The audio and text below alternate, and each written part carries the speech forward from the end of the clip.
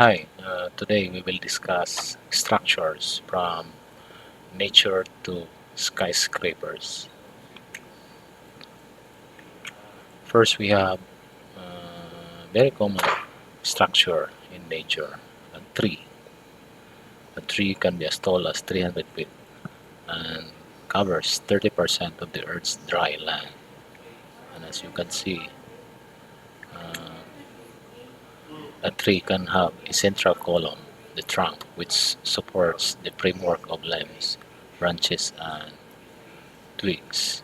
The tree is anchored in the ground using a network of roots. All parts of the framework of the tree, the trunk, branches, and twigs, are structural cantilevers with flexible connections at the junctions. As you observe, uh, as the tree grows from the seed, the trunk increases as the tree grows upward. And as you can see, here is the cross section of the tree with different lines. These lines actually counts the, or we call it the annular ring. This counts the number of years of the tree. In terms of wind resistance, trees are generally able to withstand high winds through their ability to bend, though some species are more resilient than others. Another structure in nature is the spider web. In terms of the material properties, the spider cell is known as the gossamer and is composed of complex protein molecules. The silk of Nepela spider is the strongest natural fiber known to man.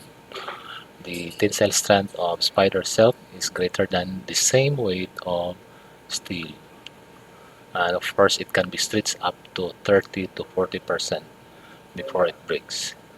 In terms of the impact resistance, the entire spider web is under tension. Here is the sequence of wave building. Initially, the spider will be having one line only, and then when the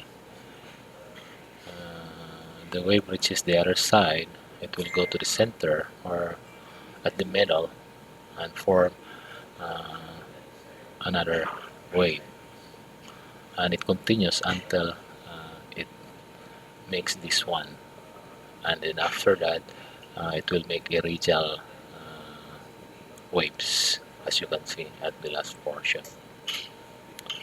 This is really a good structure in nature because this is quite efficient. The spider web is all in tension.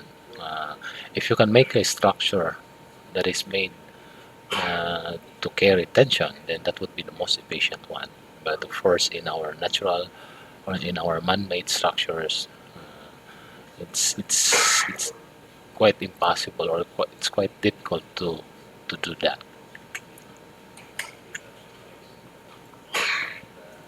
Another one is the eggshell. The structure of the eggshell varies widely among the species, but it is essentially a matrix lined with mineral crystals, usually made of calcium carbonate, and it is not made of cells, and harder eggs are more mineralized than softer ones. So as you can see, a microscopic view of the lattice structure of the eggshell. So, dili gid siya nga way lungag. The eggshell is porous.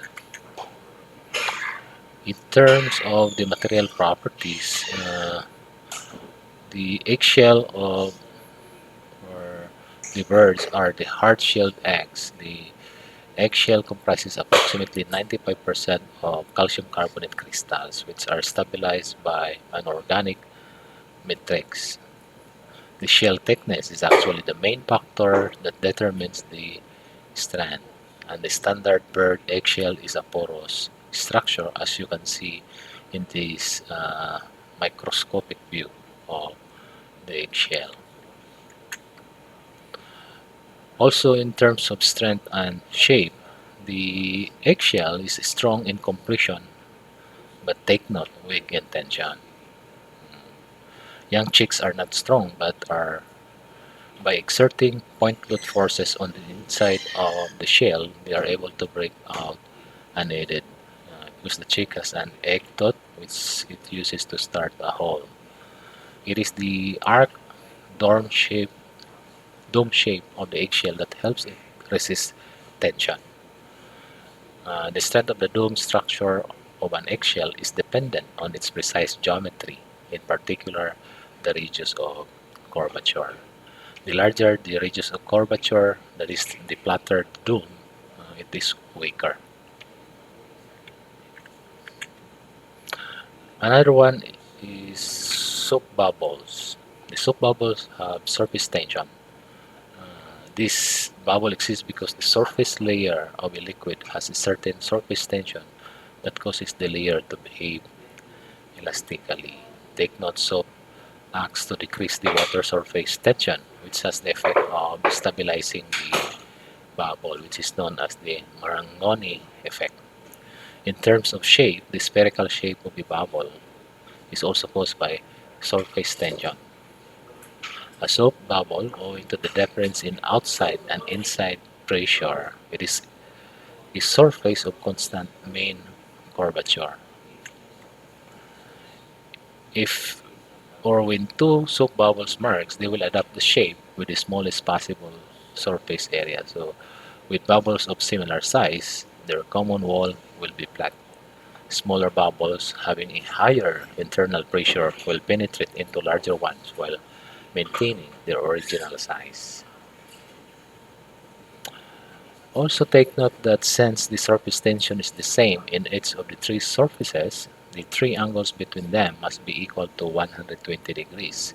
This is the most efficient choice, but and is also the reason that cells of a beehive have the same 120 degrees angle and form hexagons.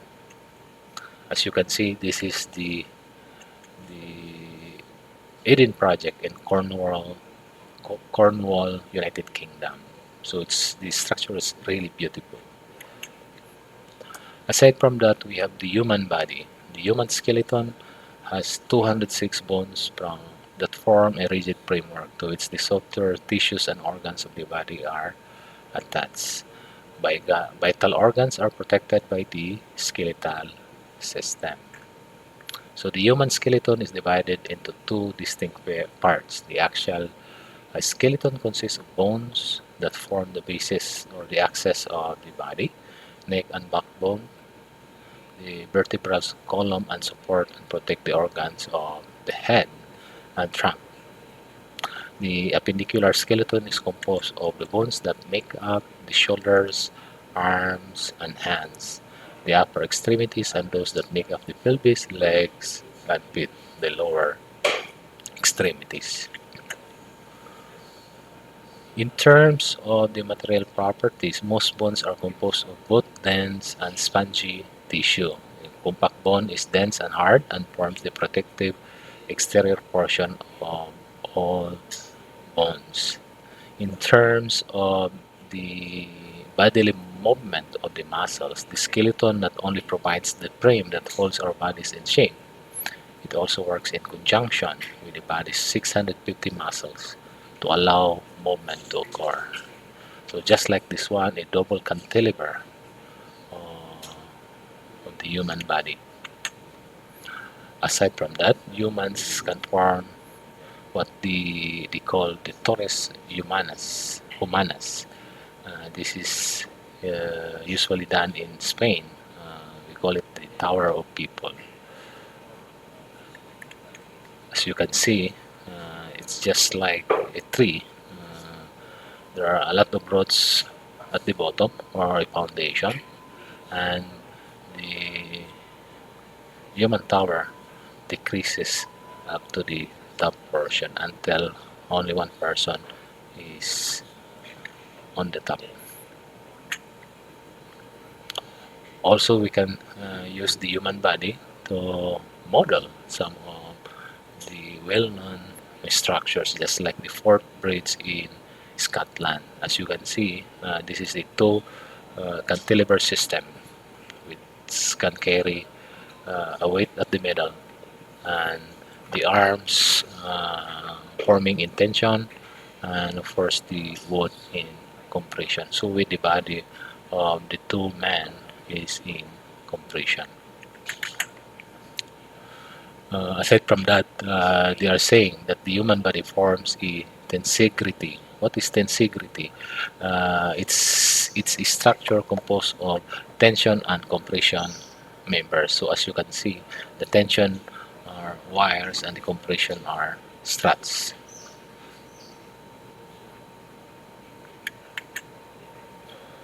Of course, the last one, you can see arc in nature. Aside from that, we have the man-made structures. In ancient times, we are using mud, clay, stone, and wood. We have the Siwa oasis of Egypt, which use the mud brick,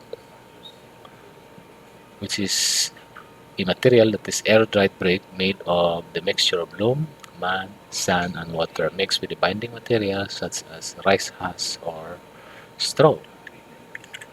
Also, we have the Stonehenge. As you can see, the stone is really large compared to the human in front. Also, we have the Great Pyramid of Pisa. As you can see, there are a lot of blocks. Also, we have the Colosseum in Italy, Rome. So this is quite an old structure made of stone. And aside from that, we have the oldest stone bridge in UK, which is in arc form. The Roman Aqueduct, which is until now is existing. As you can see, uh, it travels water from the source to the urban area. Also, we have the Pantheon, which is, as you can see, it's quite old, and the columns are really large compared to the humans, large and very tall, and of course the oculus, the eye of the building. As you can see, if I remember it right, the diameter of this is around 50 meters. During that time, we still don't have advanced materials. Here, they use some techniques to lighten the oculus at the center. During the Industrial Revolution, we have the iron, which is wrought and cast iron, steel, and then reinforced concrete. The oldest cast iron bridge in England, as you can see, this is made of cast iron, which is only good in compression. And then they were able to invent the steel bridge or the steel, and they were able to make the port bridge in Scotland. As you can see, this is the bridge that I have shown to you earlier, a double cantilever bridge. The New York City's first cast iron building is shown here. Also, the Lighthouse in England, which is made of and some stones. Also, we have the first reinforced concrete skyscraper. This is in Cincinnati. And we have the very beautiful Salkinatubel Bridge, which is an arc bridge made of reinforced concrete. And aside from that, we have the Golden Gate Bridge, a suspension bridge which is carries in tension using tendons and wires. During the digital era, we were able to have the pre-stressed concrete, the high ultra or the ultra high performance concrete, the fiber reinforced concrete, carbon fibers, and tensile fabrics. We have the Millau Viaduct, which is located in France, and as you can see, they use a very high strength concrete, 199 megapascal concrete at 28 days. And it's steel fiber. Uh, the length is around 2,460 meter. Aside from that, we have the Wolfgang Meyer Sports, which is a kind of shell structure.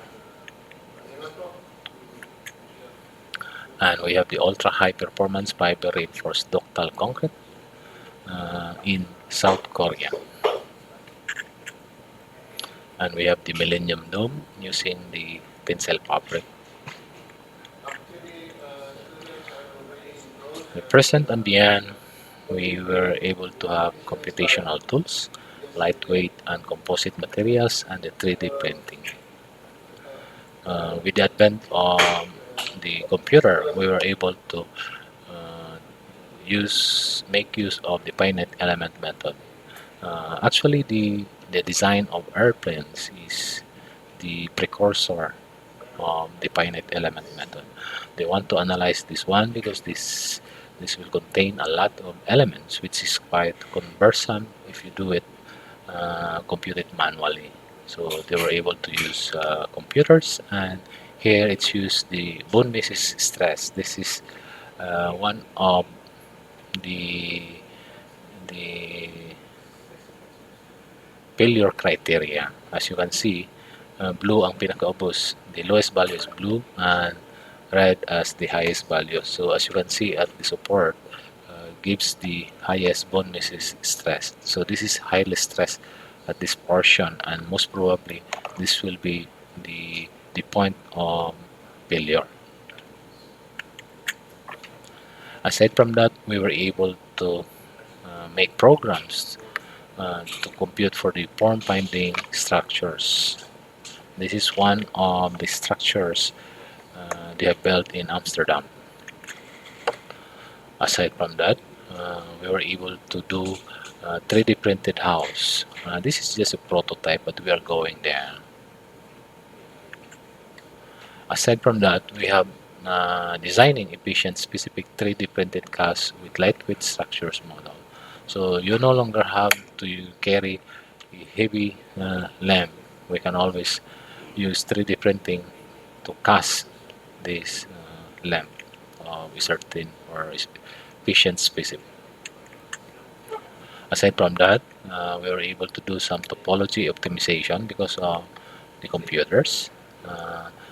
As you can see, here is a skyscraper, and we were able to simulate some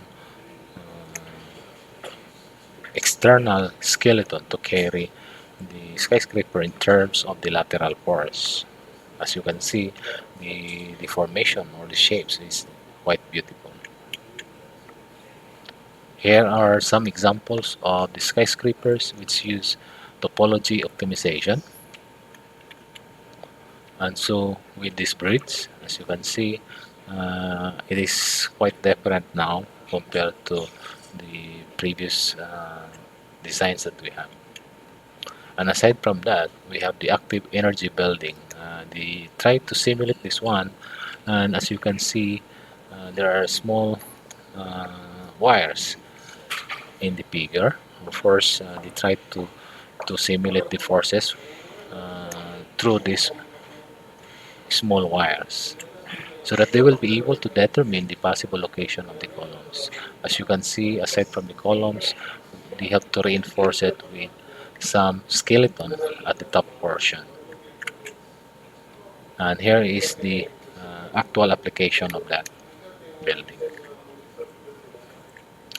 Aside from that, we have some trivia so for you to understand how structures, especially the large, long, and monster structures, are made. We have the first trivia, which is the longest bridge in 1998, the Akashi Kaiku Bridge. Its total length is 3,911 meters. But what's the length of the midspan from here, this one, to the next tower? Maybe 500 meters, 1 kilometer, 2 kilometers. Can you imagine the the distance.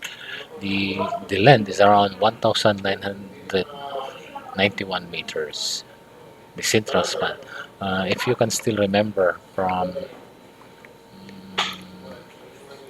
I think from Muswan to Dulugun, that's around 2 kilometers. So as you can see, the length of the center span is almost 2 kilometers. How about to the tallest building, the tallest skyscraper, which is the Burj Khalifa building, which was completed in 2010? What would be the total height? Is it 100 meters, 200, 300, 500 meters, or a kilometer, or even 2,000 kilometers, just like the bridge? Here, the height is 828 meters, so it's almost a kilometer.